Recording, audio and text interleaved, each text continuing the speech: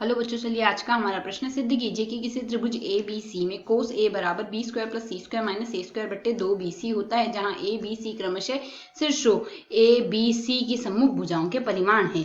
तो यहाँ से इस प्रश्न को करने हेतु तो हमारे पास यहाँ से हमारी मुख्य अवधारणा कार्य करेगी। मुख्य अवधारणा यहाँ से हम लेकर चलेंगे।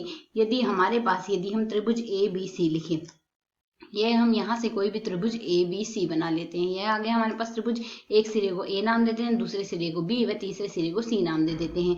यहाँ से प्रश्न के अनुसार यहाँ से सम्मुख भुजाओं के परिमाण ए बी सी हमें कहा गए हैं, स्मॉल ए स्मॉल बी व स्मॉल सी। अर्थात यहाँ से सी के सम्मुख भुजा ये है, इसका परिमाण आ रहा है हमारे पास यहाँ से सी आ रहा है। ठीक इसी प्रकार यदि इसका परिमाण हमारे पास सी आ रहा है यहाँ से, ठीक इसी प्रकार ए के सम्मुख भुजा इसका परिमाण आ रहा है हमारे पास ए, और बी के सम्मुख भुजा अर्थात यह है इसका परिमाण आ रहा है बी, यह मान आ रहा है। अब यहाँ से बिंदु बी से इसे सरल करने के लिए हम क्या करेंगे, बी से हम इसी सम्मुख भुजा पर लंब डाल देंगे। यह आ गया हमारे पास लंब, इसको हम लंबवत है, इस बिंदु को डी नाम देंगे। तो यदि अब हम यहाँ से देखें त्रिभुज बी डी सी से, त्रिभुज बी डी सी से, तो हमारे पास यहाँ से पाइथागोरस प्रमेय से क्या आएगा, कर्ण का वर्ग। कर्ण है हमारे पास यहाँ से BC हम ले लेते हैं, तो BC का वर्ग बराबर आ रहा है हमारे पास आधार का वर्ग प्लस लंब का वर्ग, अर्थात CD का वर्ग प्लस में आएगा BD का वर्ग। यही मान आएगा हमारे पास यहाँ से। तो यदि हमारे पास यहाँ से इसका परिमाण C है और इसका परिमाण हमारे पास यहाँ से यदि A है, तो इसे यदि हम सरल करेंगे, इस इसका परिमाण हमारे पास C है, तो इसे हम आधार व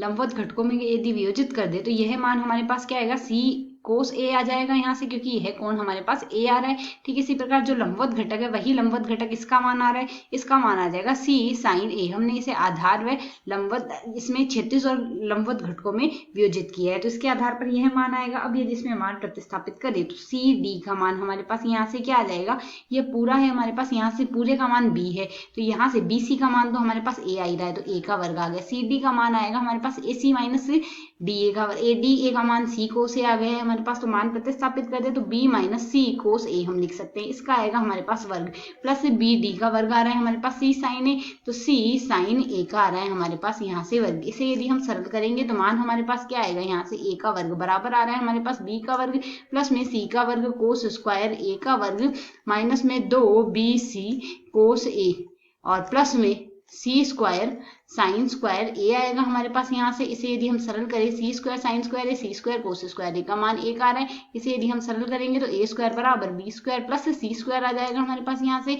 C स्क्वायर उभयनिष्ठ लेके sine square theta plus cos square theta हमने 1 लिख दिया, माइनस में 2BC कोस ए आ जाएगा। इसे यदि हम सरल करेंगे तो यहाँ से हमारे पास 2BC कोस ए पक्षांतरण कर देते हैं और मान बराबर आ जाएगा यहाँ से हमारे पास B स्क्वायर प्लस में C स्क्वायर माइनस में A स्क्वायर आ जाएगा। अब 2 को हम यहाँ से 2BC को वज्र गुणा कर देते हैं, तो कोस ए बराबर आ जाएगा हमारे पास यहाँ से B square plus C square minus A square बट्टे 2BC, यही आ रहा है यहाँ से। यही हमें ज्ञात करना था। आशा है समझ आया। धन्यवाद।